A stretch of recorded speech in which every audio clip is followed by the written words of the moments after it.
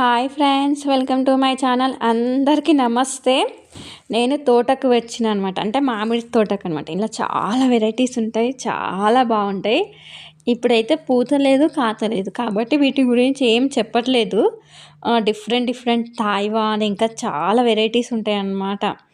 ఇంకా అయితే కాకపోతే నేను మంచి మామిడి చెట్టు స్టోరీ చెప్తాను అనమాట. మంచి స్టోరీతోటి మేము ముందుకు వచ్చిన మామిడి చెట్ల గొప్పతనము, మామిడి చెట్టు యొక్క విషయాలు, ఏ రకానికి చెందిన మామిడికాయలు, అసలు అవి ఏ రకంగా ఉంటాయి, దీని ఆకులు ఏ రకంగా ఉంటాయి అనేది నేను తర్వాత ఒక మంచి వీడియో చేసి మీకోసమని ముందుకు తీసుకొని వస్తాను. అప్పటి వరకైతే నేను ఒక మంచి కథ చెప్తా మామిడి చెట్లది. ఆ మామిడి చెట్టు కథ అయితే వినండి. అయితే అంతకుముందు మాత్రం మీరు ఒక పని చేయాలి. Please subscribe, like and share my channel. ఇకపోతే నేను కథ ఏం చెప్తున్నా అంటే, ఒక రామాపురంలో రాఘవయ్య అనే ఒక పిసినారి ఉండేవాడు. అతని ఇంటి ముందు ఒక మామిడి చెట్టు ఉండేది. ఏటా ఆ చెట్టు చాలా కాయలు కాసినా ఎవ్వరికి ఒక్కటి కూడా ఉచితంగా ఇచ్చేవాడు కాదనమాట. అయితే కావాల్సినన్ని ఉంచుకొని మిగతావి అమ్మేసి సొమ్ము చేసుకునేవాడు. ఇక ఎవరైనా అదే పని చేస్తారనుకో, ఈయన అదే పని చేసిండు. అయితే కొంతకాలానికి రాఘవయ్య ఇంటి ముందున్న ఖాళీ స్థలాన్ని భీమయ్య కొనుక్కున్నాడు. ఆ స్థలంలో చక్కని ఇల్లు కట్టుకొని ఇంటి ముందు మామిడి, నేరేడు వంటి పళ్ళ మొక్కలు వేసుకున్నాడు అనమాట ఆయన. కొంతకాలానికి అవి పెద్దవై కాయలు కాయడం మొదలుపెట్టాయి. అవి మగ్గిపోయి పండైన వాటిని కోసేవాడు కాదు. దాంతో అవి రాలి కింద పడి వాటిని దారిన పోయే వాళ్ళు తీసుకొని తినేవారు. భీమయ్య అది చూసి ఎంతో సంతోషించేవాడు. రాఘవయ్యకు మాత్రం మనసు విలవిలలాడిపోయేది. అయ్యయ్యో, బంగారం లాంటి పండ్లను కోసుకోడు, చెట్టుకే వదిలేస్తాడు, పక్షులెన్నో ఈ పళ్ళు తినేస్తున్నాయి అని మనసులో తెగ బాధపడిపోయేటాయనమాట. అయితే పైగా దారిన పోయే దానయ్యలందరూ భీమయ్య చెట్టు మీద నుండి రాలిన పండ్లను తీసుకొని తింటూ తన ఇంటి వైపు చూడడం అతనికి అస్సలు నచ్చేది కాదు. ఇక ఒకరోజు పొలానికి బయలుదేరుతున్న భీమయ్యను ఆపి, ఏమయ్యా భీమయ్య, ఆగు, కాయలన్నీ కోయకుండా అలా చెట్టుకే వదిలేస్తున్నావే?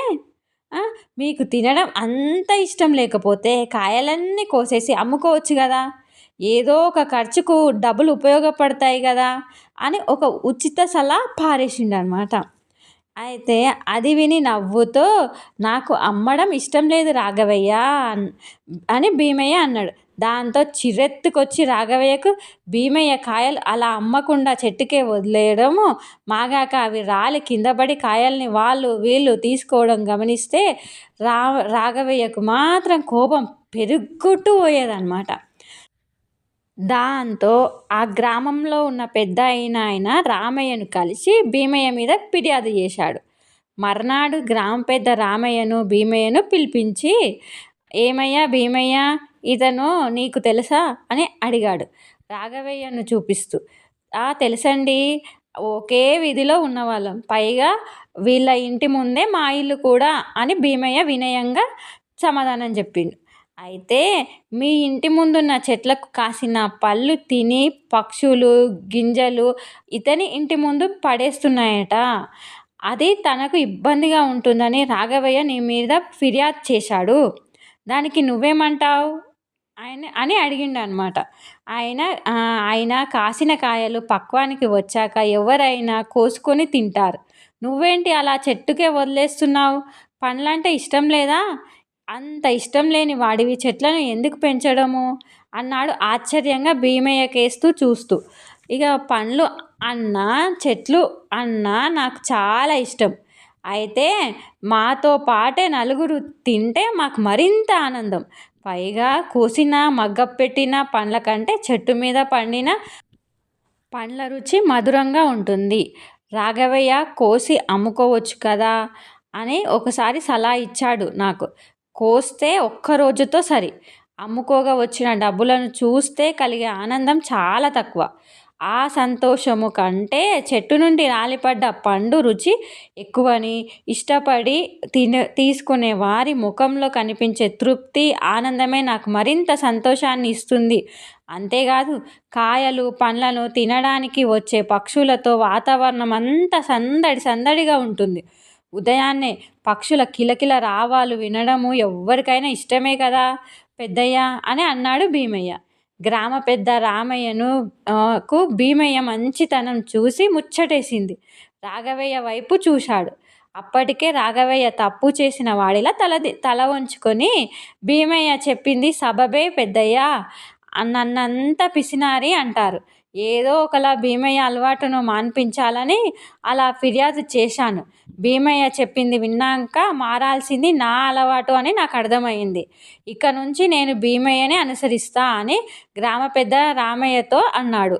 తర్వాత భీమయ్య దగ్గరకు వెళ్ళి తాను సంకుచిత ఆలోచనను తనను మన్నించమని కోరాడు. ఇందులో మన్నించడానికి ఏముంది రాఘవయ్య, నీ అలవాటు నీది, నా అలవాటు నాది. అయితే కింద పడిన మామిడి టెంకలో నేరేడు పండ్ల గింజలతో ఎవరికైనా కాస్త ఇబ్బందే. ఎదురుగా ఉంటే నీకు మరింత ఇబ్బంది.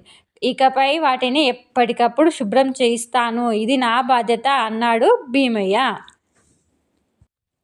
అప్పుడు రాఘవయ్య, భీమయ్య మంచి స్నేహితులయ్యారు. ఇక అప్పటి నుంచి కలిసి మెలిసి ఉంటూ భీమయ్య దగ్గర నుంచి మంచి విషయాలు రాఘవయ్య నేర్చుకుంటూ ఇద్దరు కలిసిమెలిసి ఉండేవాళ్ళు అన్నమాట. ఈ కథ కనుక మీకు నచ్చిందా? నచ్చితే